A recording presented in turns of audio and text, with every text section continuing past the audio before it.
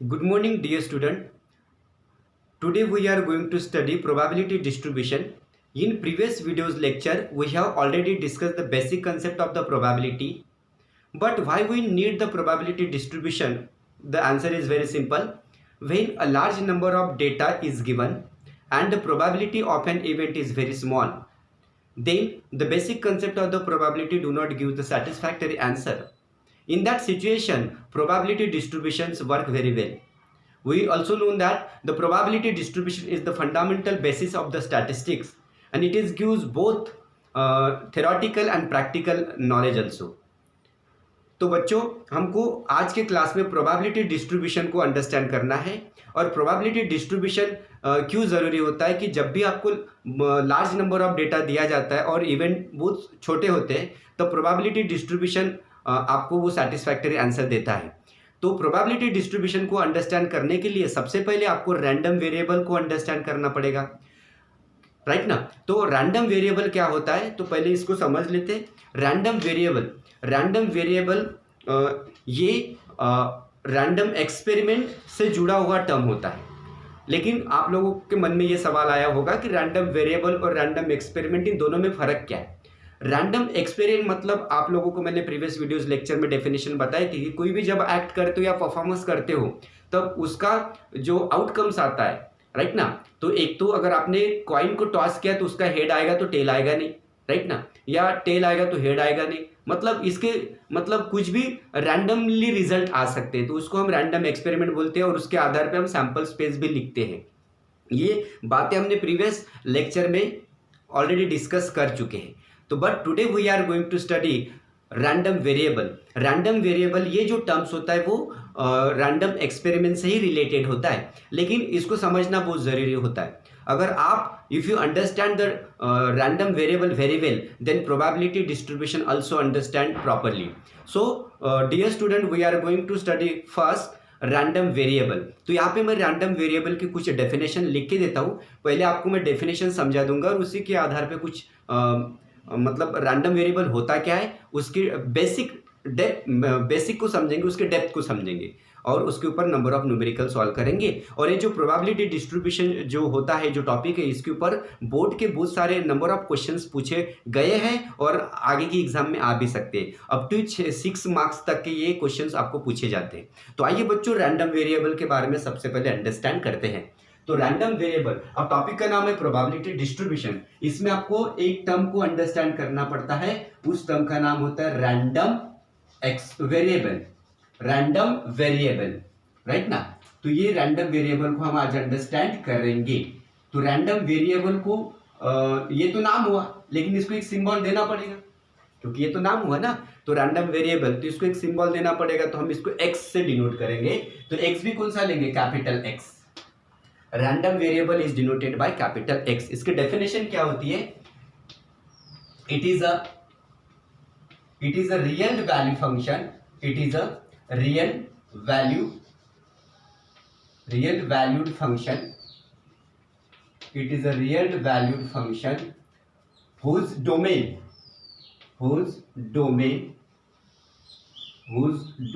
is a sample space, whose domain is a sample space of an random experiment। Simple definition है बच्चों। आइए इस definition को understand करते हैं। रैंडम एक्सपेरिमेंट, देखो डेफिनेशन क्या बोलती है, it is a real value function. मतलब इस डेफिनेशन में आपको एक रियल वैल्यू मिलेगी, मतलब रैंडम वेरिएबल रियल वैल्यू से एसोसिएट है, राइट ना। तो फंक्शन, और फंक्शन मतलब ये रैंडम वेरिएबल होगा, which domain in a sample space, और उसका जो डोमेन होगा वो सैंपल स्पेस होगा, क्योंकि जो रैंडम वेरिएबल होगा वो सैंपल स्पेस का एक हिस्सा होगा, राइट ना। It is a part of the random experiment, right ना। Random variable is a part of the random experiment, इसलिए उस वहां पे लिखा हुआ है is a sample space of an random experiment. अगर आपको डेफिनेशन समझ में आए तो इसको एग्जांपल के तौर पे समझते हैं। चलो मान लो यहाँ पे मैं एग्जांपल आपको देता हूँ कि अगर मेरे पास 2 डाइस है और उसको मैंने रोल कर दिया, there are 2 dice are roll, then how many sample space we are getting. आपको पता है, जब एक एग्जांपल मैं यहाँ पे देता हूँ, जब भी आपको दो डाइस मतलब टू डाइस आर रोल, आपने क्या किया, दो डाइस को रोल किया, देन सैंपल स्पेस क्या होगा, देन सैंपल स्पेस मतलब आपने ये जो किया ये रैंडम एक्सपेरिमेंट है, राइट ना।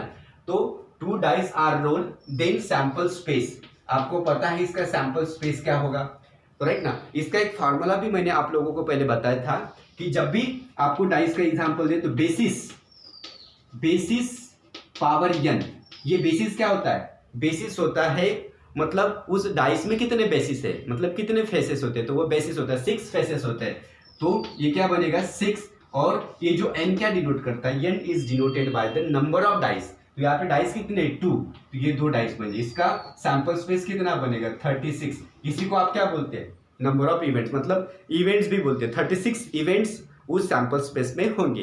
तो इसको लिखते कैसे आप लोगों को पता है, तो sample space is denoted by s, और आप इसको कैसा लिखते हैं, कर्ली ब्रैकेट में आप इसको लिखेंगे 36 इवेंट है, मतलब दो डाइस है तो 1,1, दूसरा क्या बनेगा 1,2, तीसरा क्या बनेगा 1,3, ऐसा आपका चलते जाएगा, कितना आएगा 6,6 आपका सैंपल स्पेस आएगा 6,6, मतलब ये टोटल कितने होंगे 36 होंगे, राइट ना। लेकिन रैंडम वेरिएबल क्या बोलता है, रैंडम वेरिएबल ये बोलता है कि मुझे ये जो नंबर ऑफ इवेंट्स है 36, इसमें से कुछ इवेंट्स को लेना है, मतलब इसको इवेंट्स को कम करना है, ये नंबर ऑफ डेटा दिया है आपके पास, इस इवेंट्स को कम करना है। तो इसका मतलब कैसा है कि जैसे कि मुझे एक मतलब 8 नंबर का इवेंट चाहिए, मुझे एक 8 नंबर चाहिए, मुझे 8 नंबर की ज़रूरत है, तो मतलब 8 नंबर आएगा कैसे कि 2 डाइस को फेंका हुआ है, तो 2 डाइस में 2 डाइस का अगर सम कर देंगे,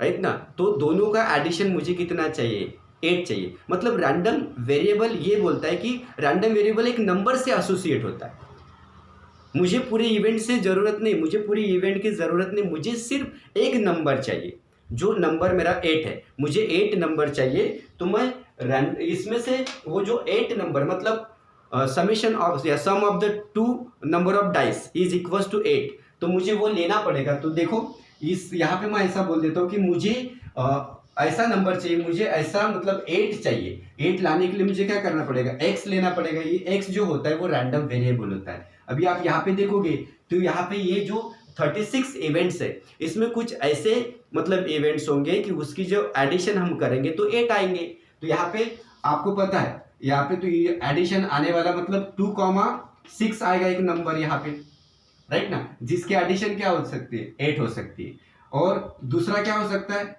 आगे जाओगे तो आपको 3,5 मिलेगा, राइट ना, ऐसे आपको 4,4 भी मिलेंगे, ऐसे चलते जाएगा सो ऑन, मतलब इसमें बहुत सारे नंबर्स आ सकते हैं। लेकिन मुझे इस इवेंट से कोई लेना देना नहीं, मुझे सिर्फ इस नंबर से लेना देना है, मुझे ये इवेंट में से ऐसा नंबर चाहिए, मुझे मेरा नंबर मतलब व्हाट डू वांट टू मतलब इंटरेस्ट, मतलब what do want to know, मतलब मुझे क्या जानने की चाहते हैं, मुझे ये जानने की चाहते हैं कि ये जो सैंपल स्पेस है, राइट ना, उसमें से मुझे ऐसे नंबर्स लेना है जो मुझे काम के हो, जैसे मुझे जिस नंबर में इंटरेस्ट है, मुझे 8 नाम के नंबर में इंटरेस्ट है, मुझे 8 कैसे आते हैं उससे कोई लेना देना नहीं, मुझे 8 चाहिए मतलब चाहिए होता है। जैसे कि एक इसका एग्जांपल देता हूँ, जब आप कोई लूडो गेम वगैरह खेलते हो जहाँ पे डाइस को फेंका जाता है, ऐसा वाला गेम, तब वहाँ पे अगर आपको किसी दूसरे की गोटियों को मारना पड़ता है, तब आपको मान लो उसको मारने के लिए 8 नंबर की ज़रूरत पड़ेगी।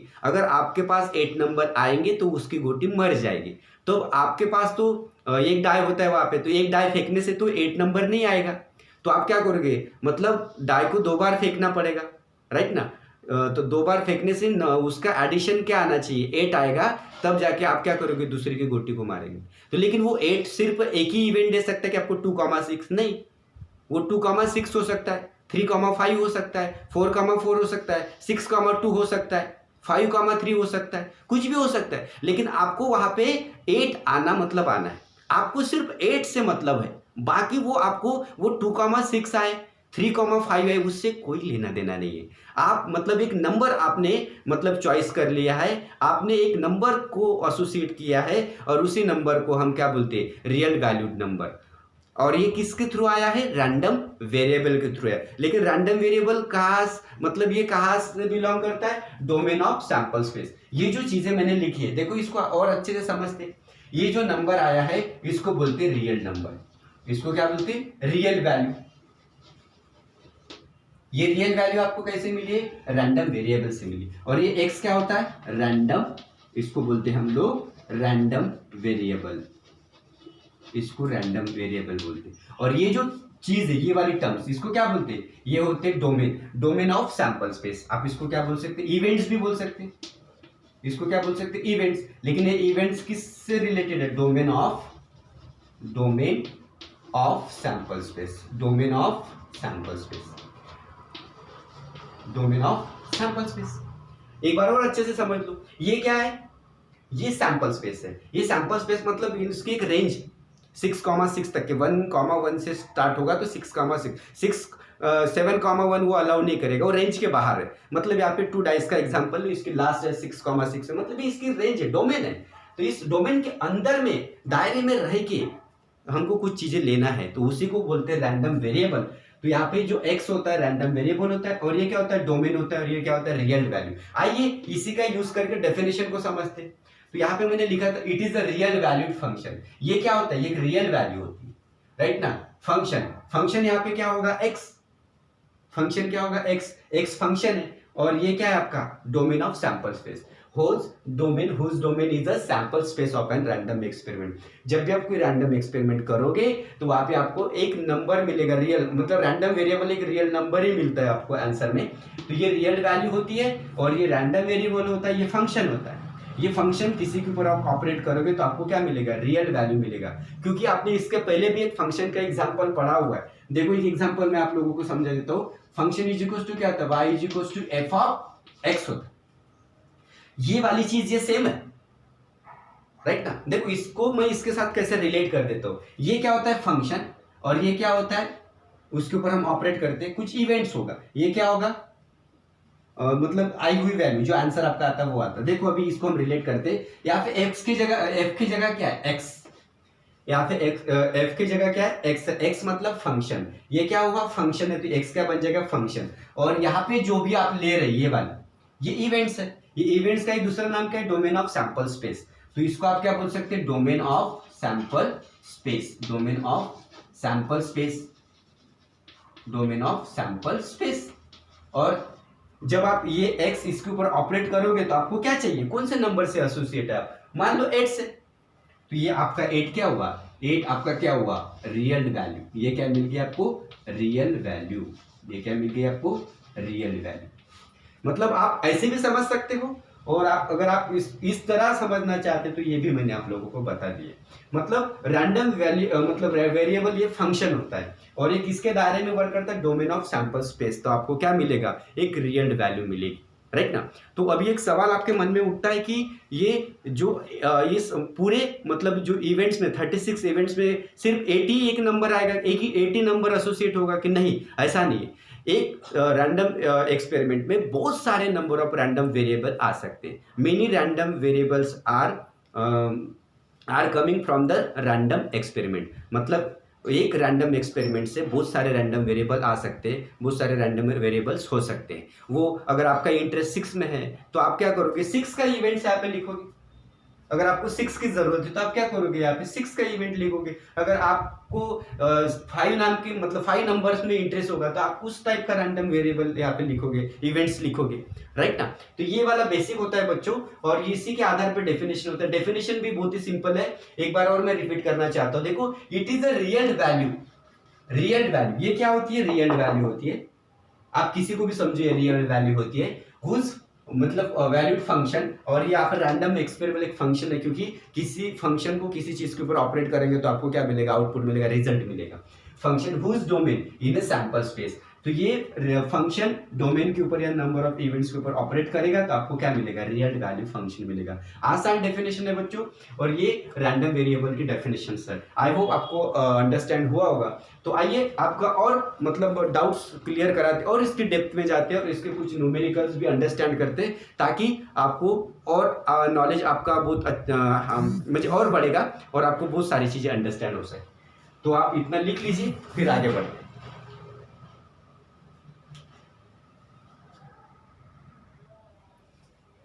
तो आइए बच्चों, हमने यहाँ पे देखा कि रैंडम एक्सपेरिमेंट किससे डिनोट करते हैं, एक्स से इक्वल्स टू, अभी जो इवेंट्स थे आप इसको इवेंट्स को आप x1 भी डिनोट कर सकते हैं, कॉमा x2 भी डिनोट कर सकते हैं, राइट ना। आप इसको ऐसा लिख सकते हैं, या आपको ऐसा भी आप इसको समझ सकते हैं, x1 x2 comma x3 equals to xn भी लिख सकते हैं।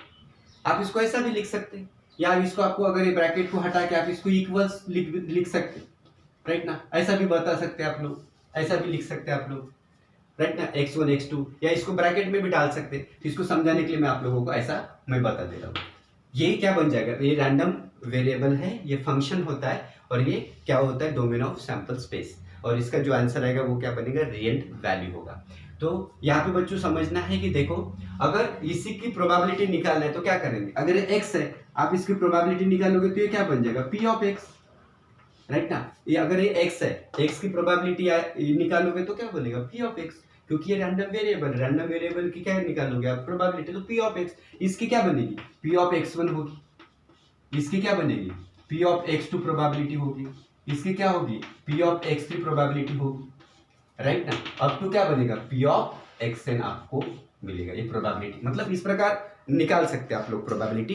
तो यहाँ पे मैंने बता दिया कि अगर आपके पास रैंडम वेरिएबल x है और ये नंबर ऑफ इवेंट्स है, तो रैंडम x की प्रोबेबिलिटी p ऑफ x होगी, x1 की p ऑफ x1, x2 की p ऑफ x2, x3 की p ऑफ x3 और xn की p ऑफ xn आप ऐसा लिख सकते हो। आप इसको टेबल के थ्रू भी बना सकते हैं, अगर आपको इसका टेबल बनाना है तो आप इसका टेबल भी बना सकते हैं। मतलब अगर आपको टेबल के थ्रू सीखना है तो आप इसका टेबल भी बना सकते हैं। तो ये बनेगा आपका x मतलब रैंडम वेरिएबल, ये बनेगा आपका इवेंट x1, ये क्या बनेगा x2 इवेंट्स, ये बनेगा x3, राइट ना। अगर मैं यहाँ पे xn ले लेता हूँ चलेगा, डॉट डॉट डॉट xn, तो मतलब ये अपर कॉलम आपको बता देता है, मतलब ये अपर रो आपको बताएगा कि ये क्या बना हुआ है, ये बने हुए रैंडम वेरिएबल्स, और इसकी जो प्रोबेबिलिटी निकलेगी मैं इसको ऐसा लिख सकता हूँ, कोई प्रॉब्लम नहीं आपको समझने में।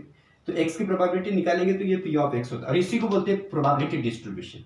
मतलब रैंडम वेरिएबल को समझना बहुत जरूरी था। रैंडम वेरिएबल अगर आपको समझ में आती है, इसकी प्रोबेबिलिटी p ऑफ x इस प्रकार लिखते हैं। इसकी प्रोबेबिलिटी मैंने लिखी हुई है, क्या लिखेंगे, p ऑफ x1, यहाँ पे क्या लिखूंगा मैं, p ऑफ x2, और ये क्या बनेगा, p of x3 dot dot dot p of xn। आप इसको ऐसा लिख सकते हो बच्चों, अगर आपको टेबल के थ्रू अगर लिखना है तो। आइए कुछ न्यूमेरिकल्स को अंडरस्टैंड कर देते कि रैंडम वेरिएबल के आधार पे कुछ न्यूमेरिकल्स और उसकी प्रोबेबिलिटी किस प्रकार लिखते हैं, राइट। आप ये कॉपी कर लीजिए।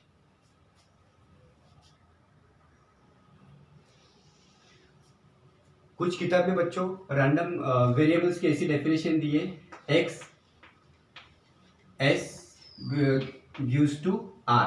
ये x मतलब क्या होता है, रैंडम वेरिएबल, ये किसके ऊपर डिपेंड करता है, domain of sample space. r क्या होता है, रियल वैल्यू, ये आप ध्यान में रखना। ये r मतलब क्या होता है, real value.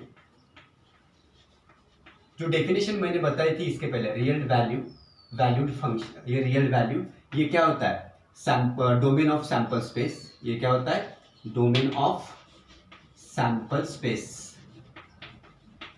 Domain of sample space, और ये होता है आपका रैंडम वेरिएबल।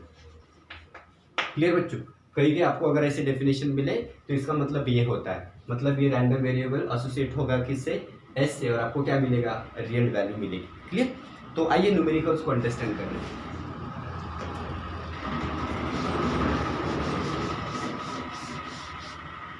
तो देखो एक न्यूमेरिकल्स मैं आप लोगों को समझा देता हूँ कि अगर मेरे पास मतलब 3 balance coins are toss simultaneously, अगर मैंने एक कॉइन मतलब 3 कॉइन्स को टॉस कर लिया, या एक कॉइन को 3 बार फेंका, दोनों का मतलब यही होता है, एक कॉइन्स को 3 बार टॉस करना या 3 कॉइन्स को 1 बार टॉस करना, दोनों का मतलब एक ही होता है। तो यहाँ पे मैं बोलूंगा 3 balance coins are toss. Question में यहाँ पे लिख रहा हूँ, क्वेश्चन यहाँ पे मैं लिख देता हूँ, राइट ना। तो यहाँ पे मैं क्वेश्चन लिख देता हूँ। तो यहाँ पे मैंने क्वेश्चन लिखा हुआ है, थ्री बैलेंस्ड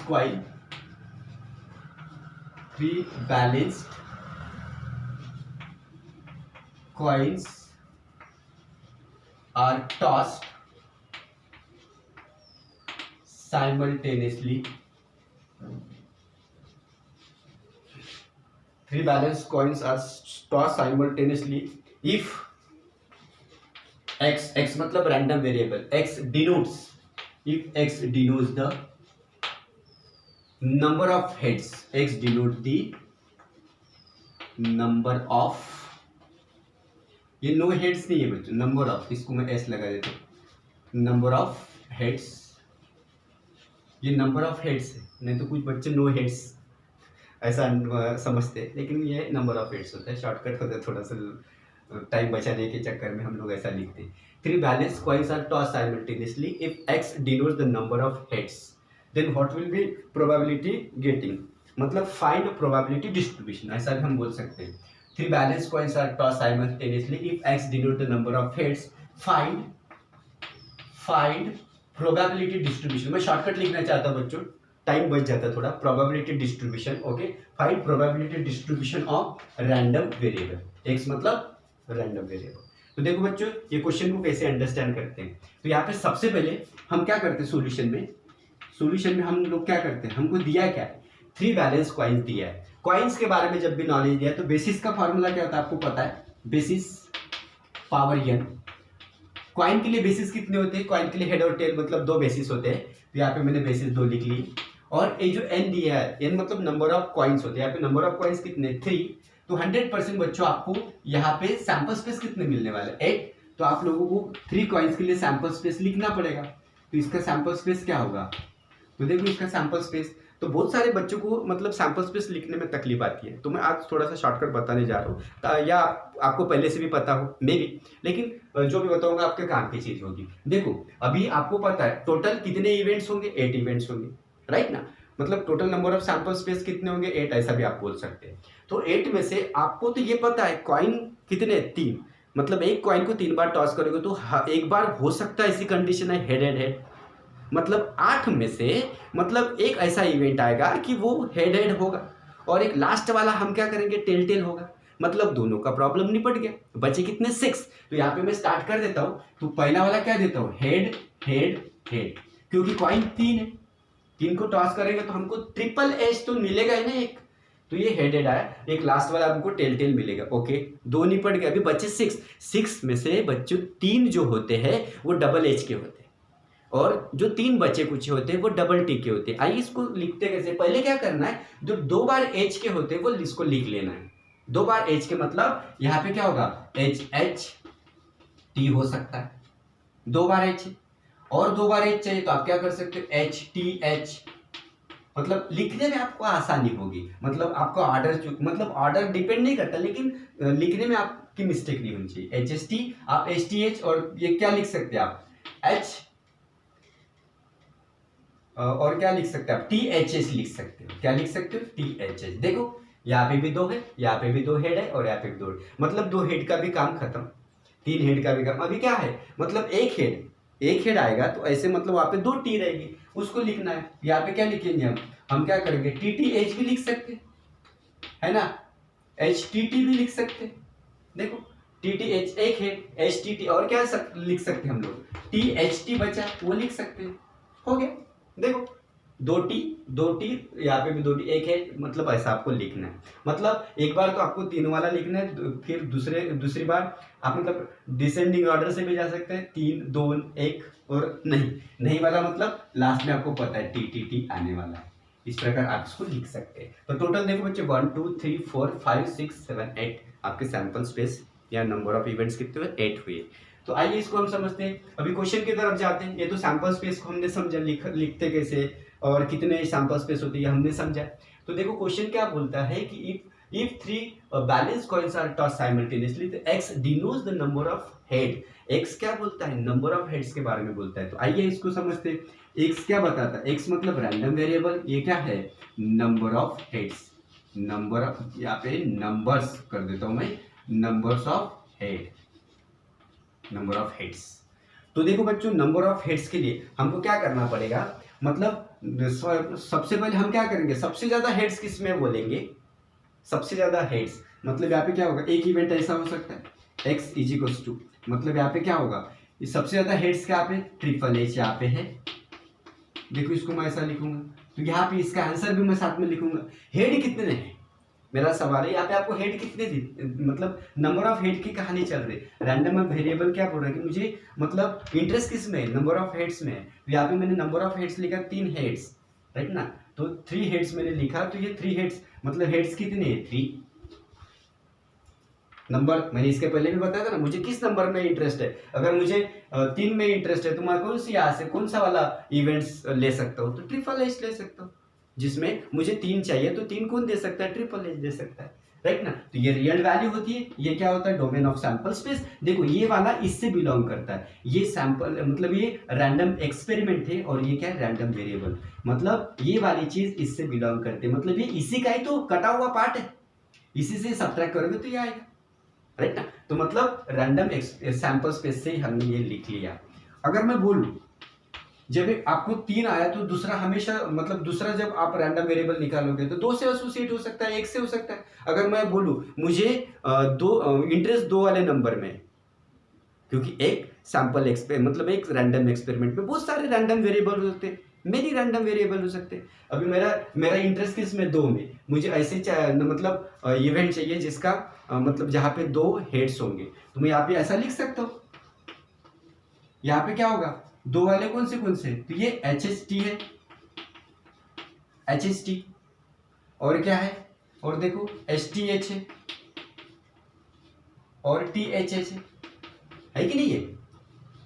तो यहाँ पे सब में क्या है, सब में क्या है 2 हेड आए थे, तो यहाँ पे मैं क्या लिखूंगा 2 हेड आए। क्लियर, आपको इसकी एडिशन नहीं करनी, ये 2 और ये 2 6 ऐसा नहीं करना। मैंने इसके पहले 6 ऐसा किया था क्या, वहाँ पे 2,6 लिखा था मैंने, 8 चाहिए था मुझे, फिर 5,3 था, मैंने सबका एडिशन मतलब सभी इवेंट्स का एडिशन नहीं किया था, मैंने एक इसका एडिशन किया था। मतलब यहाँ पे क्या था HHT, मतलब यहाँ कितने हेड्स है, तो 2 हेड्स है। यहाँ पे अगर दूसरा इसी में वैसा एक इवेंट आया, ये कितने आए, मुझे उससे कोई लेना देना नहीं, मुझे किससे मतलब है, 2 से मतलब। तो ये STH मतलब 2 हेड्स है, यहाँ पे 2 हेड्स, मतलब टोटल नंबर ऑफ हेड्स कितने 2। तो आइए नेक्स्ट वाला लिखते हैं, जिस मुझे अभी 1 में इंटरेस्ट है, मुझे किसमें नंबर ऑफ हेड्स किसमें इंटरेस्ट है 1 में। तो 1 वाले कौन से, ये तो हमने पढ़ लिए अभी बचे कुछ है, ये वाला TTH, यहाँ पे लिखूंगा TTH comma HTT comma THT। तो यहाँ पे नंबर ऑफ हेड्स कितने हैं 1 है, तो यहाँ पे नंबर ऑफ हेड्स क्या होगा, देखो यहाँ पे हेड 1 है, यहाँ पे भी हेड 1 है, यहाँ पे भी, और एक लास्ट वाला भी लिख लेता हूँ जिसमें नंबर ऑफ हेड है ही नहीं, राइट ना। तो ये क्या बन जाएगा आपका x is equal to no heads. No heads के लिए क्या बनेगा, मतलब नो हेड्स पर डायरेक्ट यहाँ पे क्या लिख देता हूँ TTT, मतलब हेड्स कितने 0।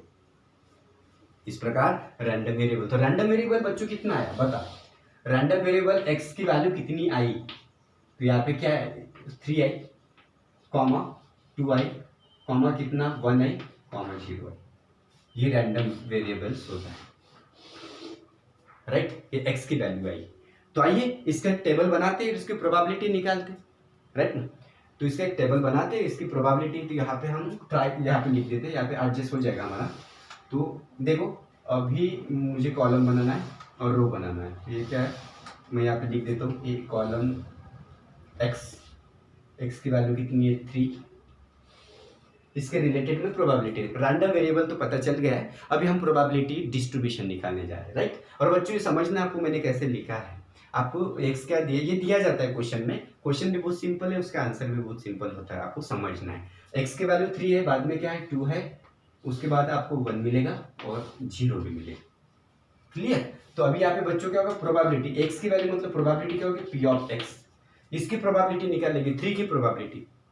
तो 3 की प्रोबेबिलिटी हम देखेंगे कि 3 की प्रोबेबिलिटी मतलब ये 3 इसकी प्रोबेबिलिटी निकालना है, तो ये फैमिली कितनी है, ये फैमिली कितनी है, एक ही तो फैमिली, मतलब उस पूरे सेट्स में ऐसी कितनी फैमिली है जो आपको 3 नंबर्स 3 रियल वैल्यू दे सकती है। तो आपने देखा कि 3 रियल वैल्यू देने वाली फैमिली तो एक ही है, तो आप क्या करोगे, यहाँ पे 1 लिखोगे अपॉन टोटल फैमिली कितनी थी, 8 थी। टोटल कितनी थी, 8 थी। तो इसकी 3 की प्रोबेबिलिटी कितनी रहेगी, 1/8। मतलब जहाँ पे मैक्सिमम नंबर ऑफ हेड्स है, ट्रिपल एच है, वो उसकी प्रोबेबिलिटी क्या बनेगी, 1/8, क्योंकि ये एक ही फैमिली।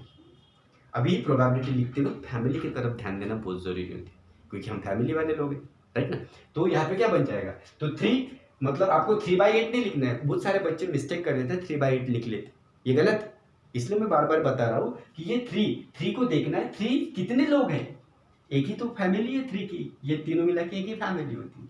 आइए दूसरी तरफ बढ़ते हैं, 2 मतलब ये वाला 2 नंबर है, इसकी फैमिली कितनी है, 1 2 3 फैमिली है। मतलब 3 लोग क्या दे रहे हैं, 2 वैल्यू दे रहे हैं। तो इसकी प्रोबेबिलिटी क्या होगी, 3 टोटल किस में से, 8 में से, तो ये 3/8 होगा। क्लियर बच्चों, आई होप आपको समझ आ रहा होगा। अभी 1 का तो आप खुद ही लिख सकते हो, डोंट वरी अबाउट दैट। तो देखो 1 यहाँ पे लिखा है, 1 की भी फैमिली कितनी है, 3, इसकी भी प्रोबेबिलिटी क्या होगी, 3/8। आइए लास्ट की तरफ बढ़ते, 0 मतलब 0 वाली भी फैमिली कितनी है, मतलब 0 कौन सी दे सकते हैं, टीटीटी ना, मतलब जहाँ पे हेड है ही नहीं। लेकिन ऐसी तो फैमिली जहाँ पे हेड वाली घराना है ही नहीं, लेकिन एक तो घराना है, मतलब ऐसा कितना घराना है, एक घराना, वो कौन सा है, टीटीटी, जहाँ पे हेड है ही नहीं। मतलब 7 मेंबर, मतलब 8 में से 7 तो फैमिली कैसी हेड वाली है, लेकिन एक फैमिली ऐसी जहाँ पे हेड है ही नहीं। मतलब हम क्या लिखेंगे, यहाँ पे 1 एक ऐसा घराना है जहाँ पे हेड है भी नहीं, राइट ना। तो इसकी ये बिलोंग्स टू 8, मतलब 1/8 इसकी क्या बनेगी प्रोबेबिलिटी। तो देखो बच्चों, ये होता है रैंडम वेरिएबल। ये कैसे लिखा आप लोगों को पता है मैंने कैसे लिखा, राइट ना। और इसी के आधार पे प्रोबेबिलिटी डिस्ट्रीब्यूशन निकाली जाती है, यहाँ तक कि आपका एग्जाम में आंसर होता है। तो देखो, और एक चीज मैं आप लोगों को बता देता हूँ, अगर आप इसकी एडिशन करोगे, 1 + 3 4, 4 + 3 7, 7 + 1 8, 8/8 1 आएगा। मतलब प्रोबेबिलिटी हमेशा 0 और 1 के बीच में लाई करती है, राइट ना। तो ये इसका सॉल्यूशन हुआ बच्चों। आइए और कुछ एग्जांपल्स अंडरस्टैंड कर देते, तब तक कि आप इसको कॉपी कर लीजिए। आइए बच्चों एक दूसरा एग्जांपल अंडरस्टैंड कर देते हैं, राइट ना। क्वेश्चन नंबर 2, इफ 2 कॉइन्स, अभी मैं 2 कॉइन्स की बात करूंगा। If 2 coins are toss, if 2 coins are tossed simultaneously,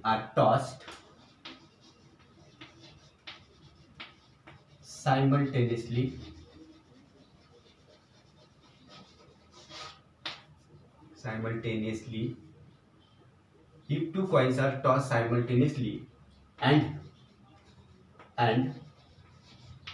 x is the random variable, x is the numbers of tail. मैं टेल की बात कर रहा था, एक टेल का भी एग्जांपल आपको दे देता हूँ। अभी मुझे क्या चाहिए, x किससे denote, x is the number of tales,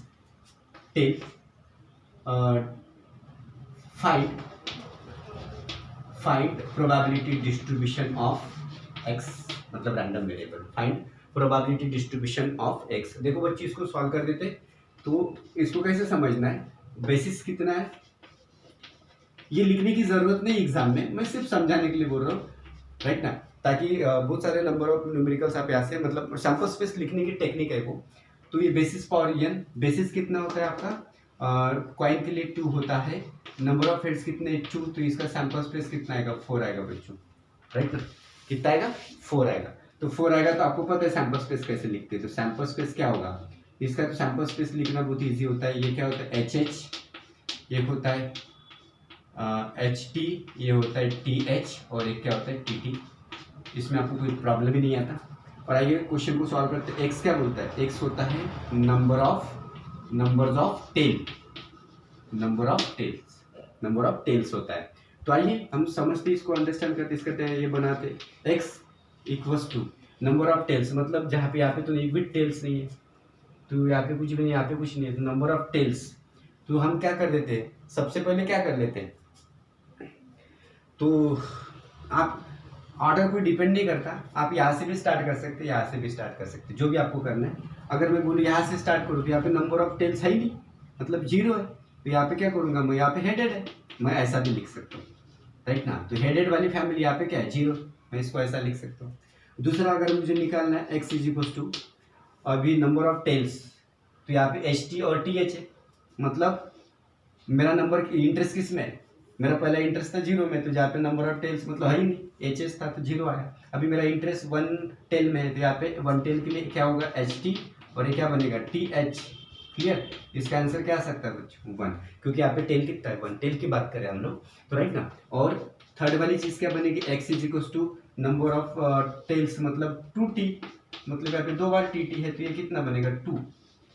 तो आइए x की वैल्यू कितनी मिली हमको, यहाँ से x की वैल्यू मिली हमको 0 1 2, ये x की वैल्यू मिली रैंडम वेरिएबल, राइट ना। आइए इसका प्रोबेबिलिटी डिस्ट्रीब्यूशन निकालते हैं। तो प्रोबेबिलिटी डिस्ट्रीब्यूशन निकाल, आपको मैंने एक टेबल भी बताया था, याद करना, एक जनरल फार्मूला भी बताया था प्रोबेबिलिटी डिस्ट्रीब्यूशन का। ये x होता है तो ये p ऑफ x होता है, अगर ये x1 है तो ये p ऑफ x1 होगा, राइट ना। ये x2 है तो ये क्या बनेगा p ऑफ x2 होगा, अगर ये x डॉट डॉट डॉट अभी xn लिख देता हूँ तो ये क्या बनेगा p ऑफ xn होगा। क्लियर, ऐसा फार्मूला जनरल फार्मूला था, आप इसका यूज कर सकते हैं, वैल्यू पुट कर सकते हैं आप लोग, राइट ना। तो ये क्या बनेगा, ये आपको मिल जाएगा इस प्रकार, ये x की वैल्यू कितनी 0 1 2, आप इसको कैसा भी लिख सकते हैं, राइट ना। कोई ऑर्डर को फॉलो करोगे या फिर ऐसा लिखना गलत होगा या मार्क्स नहीं मिलेगा, ऐसा कुछ नहीं, आप इसको कैसा भी लिख सकते हैं। इसका क्या बनेगा p ऑफ x।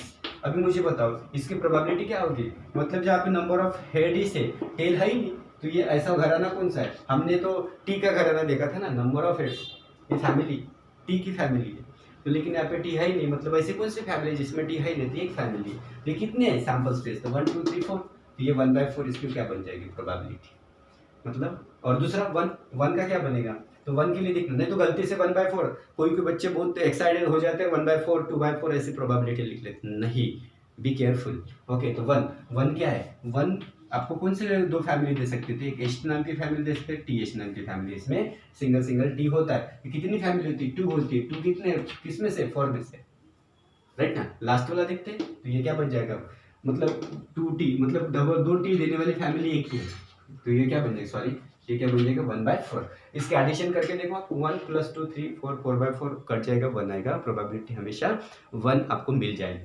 तो ये बच्चों इसका आंसर होता है, बहुत सिंपल होता है। आई होप आपको रैंडम वेरिएबल अच्छे से समझा होगा, तो प्रोबेबिलिटी डिस्ट्रीब्यूशन भी आपको अच्छे से समझा होगा।